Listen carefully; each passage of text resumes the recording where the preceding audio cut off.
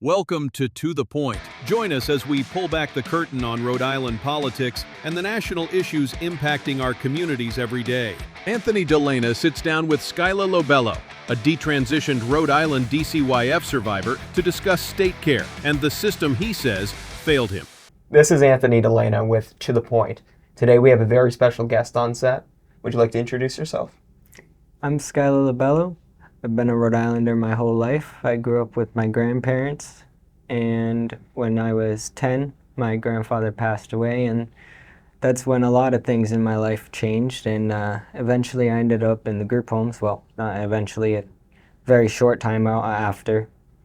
And that's what we're here to talk about today, how my life changed for an entire decade. So Skyla, I'm taking it you were 10 years old when you went into the Rhode Island system?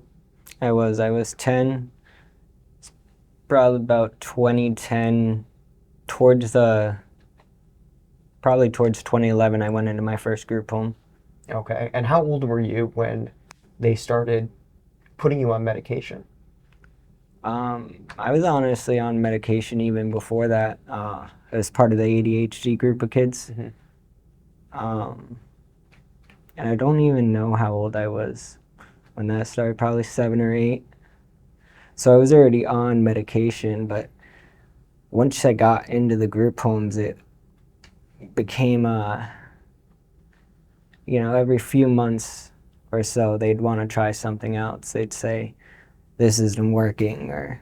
And what medication was this? Was it for ADHD, or was it... It started with ADHD medication. And this was when you were 10 years old? Yeah.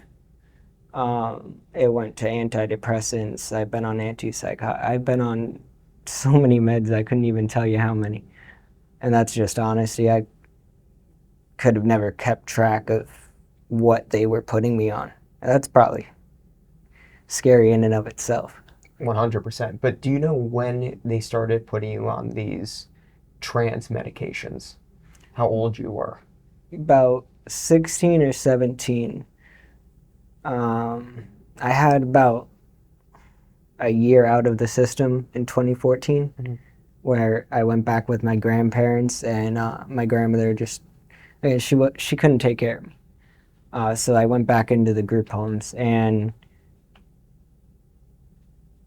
it was like a loss of identity, really. I couldn't tell you who I was back then. Looking back, I can't tell you what I was thinking and why I thought most of the things I did. And I started, really, I think I didn't fit in with a lot of the other guys. There was that, and I loved reading. Most of them, they were into sports, the system, the group homes, it's all violent youth. Mm-hmm. Because once you're considered violent in any way, shape, or form, you can't go into foster care. So they just immediately throw you into the group homes, and then... So they took you as not, being into sports and everything, as you were actually a woman trapped in a man's body. There's a lot of that, both from the kids and the staff, to be honest. And I don't know, once I spoke with a therapist about it, really the process was just streamlined.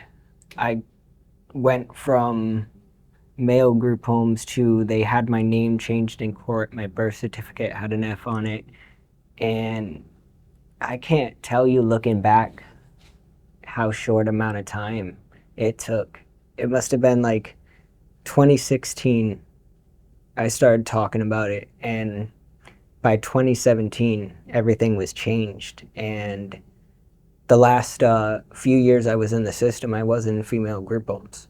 They put you in female group homes? Mm-hmm. They put a biological male with females? Mm-hmm. Wow. And how did they get you on these medications? Did they coerce you? Did they force you? Did you want to go on them? I can't say they forced me to a degree, but they certainly told me that there would be no lasting side effects, and to be as least graphic as I can. I can't go to the beach swimming without a shirt on. It's not noticeable that much with a shirt on, obviously, but there is that discomfort, almost more dysphoria than I had felt growing up. Did you have these side effects when you were in the system? No. It wasn't until I got out of the system, when I got off of meds. Towards the end of my time, I was running away. So I was slowly getting off psych meds. When they had me in the group homes, they would make me take my meds. But once I got out, 2020, 2021 is when I stopped all the psychiatric medication. And So you were no longer in the group homes when you stopped taking correct. these trans drugs? Yes. Not just the trans drugs, but the mental health drugs as well. I got off all of them, and within about a year, I started realizing. What made you, realize that you weren't actually a woman trapped in a man's body? What made you see past this dangerous ideology that they were pressuring young men into? I think getting out of the system and seeing how the real world was, even though they didn't prepare me for it at all. To be honest, it's been a struggle trying to figure out how to maintain a daily life when they don't prepare you for that in the system. They're just preparing you to get to the next group home. I guess kind of working through all that and finding myself is when I realized that I wasn't trans, and I'm more of a nature boy, so to speak. Would you say the Rhode Island DCYF is more interested in pushing their dangerous ideology on these young men than it is protecting children? Yeah, I think the way everything was streamlined so fast for me should be looked at, because, and this, I hope this is taken as more of a warning to the trans community than an attack, because really it could happen to any kid. They say the human mind isn't done growing up and maturing until 25. No, they put you on all these antipsychotics and all these other medications. You said they had you on so many medications you can't even remember all of them. So you were so vulnerable. They see this vulnerable young man, and they find the perfect test subject. We were on the phone, and you used a term that really stuck with me. You said that they treated you like a lab rat. Would you say you were a lab rat for the state of Rhode Island's gender ideology crusade? Yeah, I've actually said that for a few years now. It really felt like they were just seeing how different psych meds affected the children, to see what would work and what wouldn't work, with no real regard for how it would affect us. Were there more children than just you that they were doing this with? Oh yeah, pretty much all the kids were on meds. Do you think that they're still doing this today in the group homes? I'd say I have no doubt. I don't think much has changed.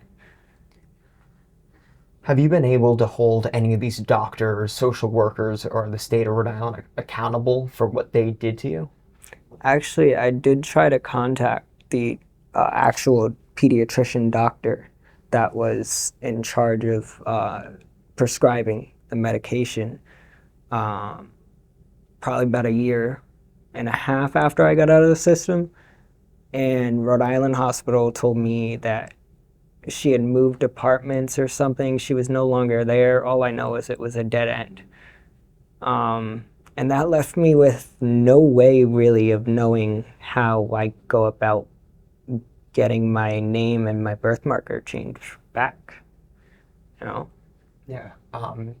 Has this government abuse affected your day-to-day life as a normal biological male? Your relationships, mental health, your work, has it affected you? Yeah, like I said, the beach thing, but then beyond that, every relationship I get into, every girlfriend I have to explain, at a certain point or whatever. That must take a toll. This what happened. This is how it happened, and it has been a a blockade or a no go for a lot of relationships, and it's kind of just like, okay, it hurts, but you bite the bullet and you move past it. How is your mental health now? You went through so much through the system in the state of Rhode Island. How is your mental health today, and how did you learn to handle what happened to you? I'd say I am better at 26 than I was at 16. And how I got through it is getting off the meds. I got off of them and I pushed myself through it mentally. I leaned into what worked for me, which was nature, going for hikes, and writing. I love writing. Really, what it comes down to is having an outlet. Mm-hmm. Whatever that is that works for each individual person, I think it's very important that we have an outlet for all our emotions. You mentioned that this is still happening, to your knowledge, in the Rhode Island system. How can lawmakers affect change? How can we stop this so it doesn't happen to any more children? I think the system needs to be looked at in terms of DCYF, in terms of the group homes, because when it comes down to it, it's not on the group home, it's not on the individual staff, mm-hmm. It's on the state for failing to protect us from things that happen to us in there. And there's the whole trans thing, and then there's other stuff that just genuinely shouldn't have happened in a group home. There were good staff and there were bad staff. And I think, again, the responsibility should fall on the state for failing to protect us from all of that. What's one thing you think conservatives and voters in the state of Rhode Island should know about what's happening in these group homes? I think if we don't look at and help the youth especially, you're going to get more cases like mine. And not everyone is going to try to fight their way through it, because let me tell you, I almost didn't multiple times. And for anyone that has seen what I write, a lot of it from back then was very dark stuff.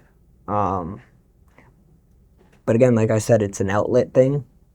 And I think if we give the kids more options to have an outlet, and more importantly, I don't think kids should be on any kind of medication, in terms of trans stuff especially. Don't mess with their bodies until they're adults and they can, their brains are fully developed and they're who they are going to be for the majority of their lives. Mm-hmm. What final thoughts and what would you say to the children that are trapped into the system and the families that have had their children torn away that are still in the system today? What would you say to them to keep them going? I'd say look at Rhode Island's famous motto, the acronym HOPE, Hold On, Pain Ends, has always meant a lot for me. I've held on to that growing up. And if we all, as Rhode Islanders, I say it a lot, listen and vote, we can change and we can fix our state issues, protect our children, and make sure that we're all safe. And,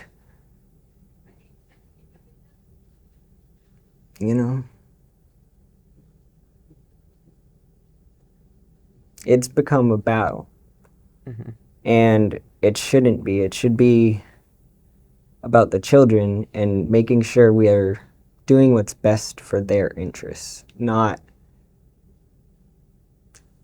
using them for science. Because really, as I described, being a lab rat, that's really the only way I can describe what I went through in the decade I spent in the system.